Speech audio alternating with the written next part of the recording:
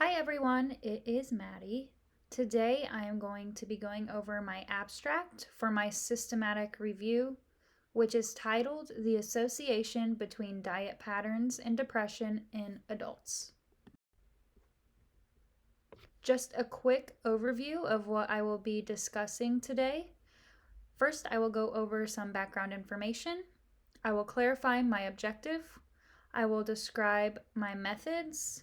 I will summarize my results, and at the end of the presentation, I will go over my conclusions. The first background information I would like to quickly touch on is the prevalence of depression in the United States. So, depression in the United States is considered one of the most common mental disorders. And this can go hand in hand with anxiety, but for the purpose of this systematic review, I am just looking at studies pertaining to depression. Depression can interfere with or limit one's ability to carry out major life activities. The prevalence of depression in the United States is highest among individuals ages 18 to 25. In 2017, an estimated of 17.3 million adults in the United States had at least one major depressive episode. So this is about 7.1% of all U.S. adults. The 5th edition of the Diagnostic and Statistical Manual of Mental Disorders defines a major depressive episode as a period of at least 2 weeks when a person experiences a depressed mood or loss of interest in daily activities, had a majority of specified symptoms such as problems with sleep, eating, energy, concentration, or self-worth. And I found this information from the National Institute of Mental Health, and this was published in 2019, but these statistics are from 2017. So it may be important to realize that now in 2020, these statistics are most likely heightened because of just everything going on right now with COVID and with the election year. It is most likely that these numbers are probably elevated. Next, I wanted to briefly touch on the association between diet and depression. So right now, it's not necessarily fully understood whether diet plays a role in managing depression or lowering depression symptoms, but there are recent studies out there that suggest that diet can modify key biological factors associated with the development of depression. And this is important to realize as future nutrition professionals because depression is so common and diet is one of those things that people don't necessarily think about in preventing depression or managing their depression. So diet can go along with other interventions such as therapy and medications that can aid in the management of depression. The objective of this study is to assess the effects of diet patterns in improving depression symptoms in adults. So how did I go about collecting my studies for systematic review? Well, I used 3 databases, which included CNOL Plus, PsycInfo, and Academic Search Complete. Within these 3 databases, I searched the terms depression, diet, and adults. From these 3 terms, I found enough articles that I did not need to modify my search terms. So I used a 4-step retrieval process.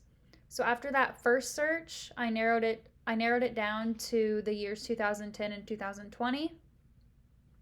I then narrowed it further by including only articles that were academic journals and peer-reviewed, that the link full text was included, and that were in the English language.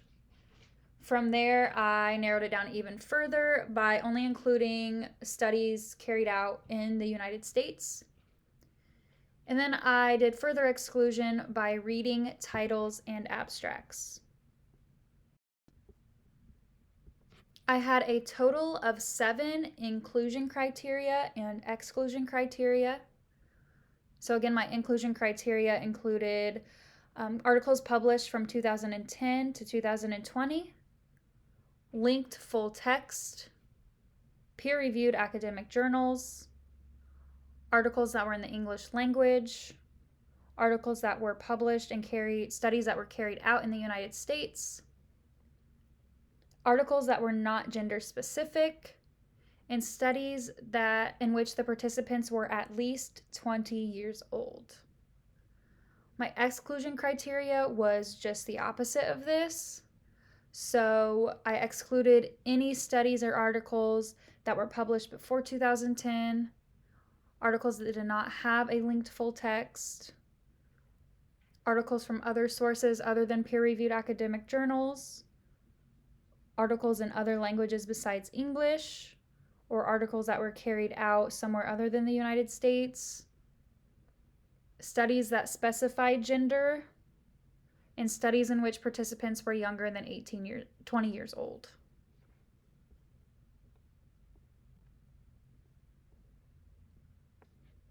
So I utilized Prisma when I was organizing my research. I used a quality assessment of my final studies, and that was the Academy of Nutrition and Dietetics Evidence Analysis Manual Quality Assessment Tool. I organized my research using Mendeley and a Word document and table. My original search resulted in a total of 2,023 articles. Of those 2,023 articles, after considering inclusion and exclusion criteria, I remained with a total of 21 articles. I fully evaluated these articles looking at the title, the abstract, and ended up with a total of 6 primary articles for systematic review. These 6 articles focused on 4 dietary patterns or qualities, and this included the vegan diet, chocolate consumption, fatty acid consumption, and aspartame consumption.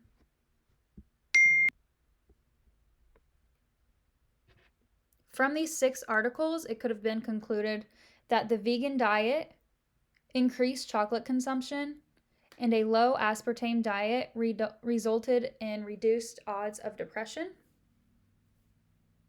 But depression was not significantly affected by the consumption of fatty acids.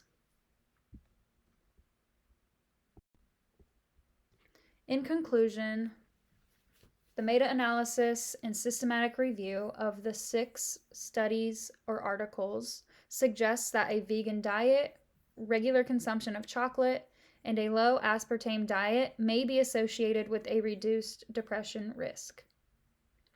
These findings can aid in dietary interventions to decrease depression symptoms and occurrence among adults, especially in the realm of dietetics.